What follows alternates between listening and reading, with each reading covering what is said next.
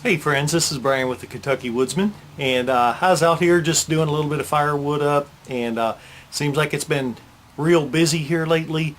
Been doing a lot of stuff and getting ready to go out and run a trout line again and do a little bit of squirrel hunting and get out there and do some deer hunting too. So uh, anyway, I hadn't brought you a video in a long time. I've got a bunch of them made up as far as filmed, but I haven't had the chance to do any editing here lately, so looking for a few days where it might be raining or whatever and get some of my editing done and get some videos out to you. So I've got probably about 6 or 8 of them in the works. But while I was out here doing up the wood, I got a truckload of firewood. I just thought I've got some cedar here, and it's a nice bright sunny day. I thought I would go ahead and make a video showing how to make a couple of fires. The first one I thought I would do is go ahead and make up a fire out of the tinder on the cedar tree with a magnifying lens. And here's our wood that we're going to make up here.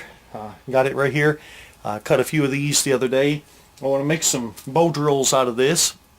You know, the spindle and the fireboard out of it. It's pretty good for that. So cut a few sections of it that are kind of short for that. And we'll just go ahead, take some of this dry bark from it, and see if we can go ahead and make a couple of fires on this video. So hang with me.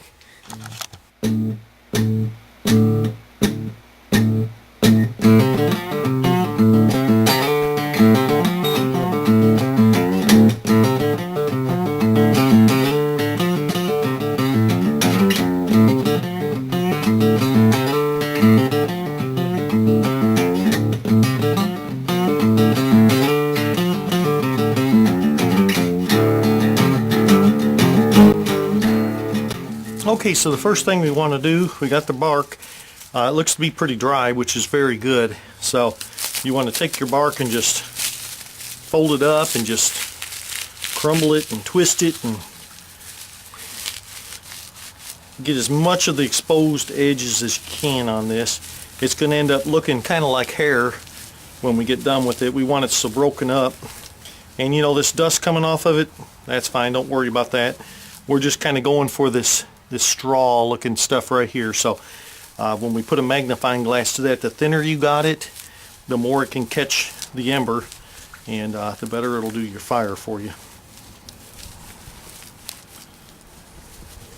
So just break that up real good.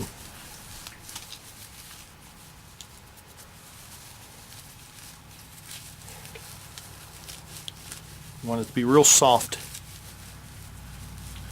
That means it's got a lot of fibrous ends that can catch and hold a spark. Cedar's a real good thing for this.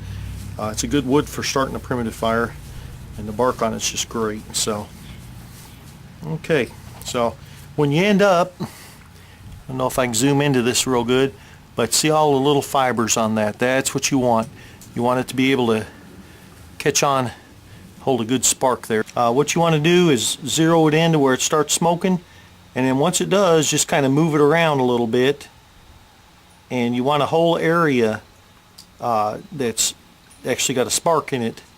The bigger the area you can get the spark, then the more chance it is that it'll stay lit. And I don't know if you can see that, but that's pretty much what you want right here. I'll zoom in a little bit.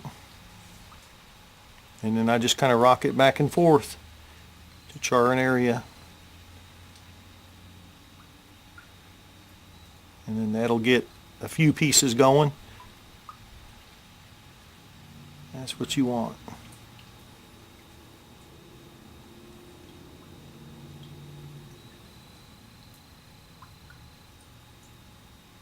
Okay, let's see if she stays lit here.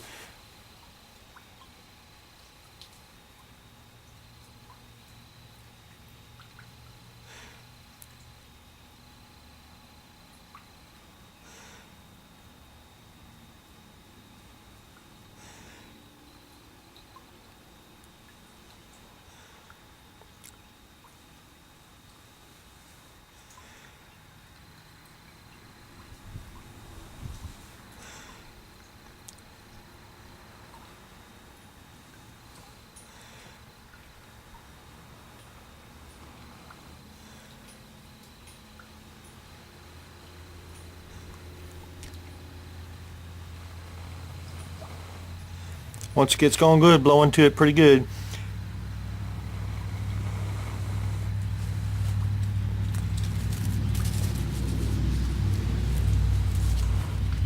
And there's your fire.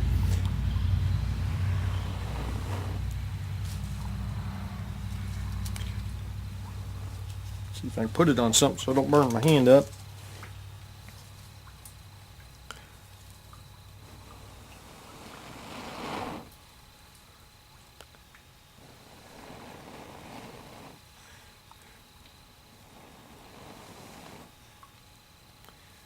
So you get some other sticks and things around there, and this is one heck of a hot glowing ember right here. You get some other things around it. I usually like to mix in a little bit of cattail and a little bit of milkweed too, and if you mix both those with this, then you've got a really good starter bundle.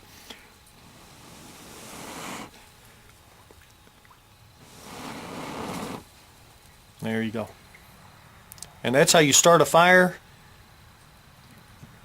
with a magnifying glass. But anyway, it can be done with a magnifying glass, and it's a very good method if you got a nice sunny day, rather than using up what you got, your lighter or whatever, and you save that for when stuff's a little bit wet. But anyway, thank you all for watching, and I'm going to try to get some more videos out to you, and you know, we'll just enjoy this together, and it was good seeing you. God bless y'all.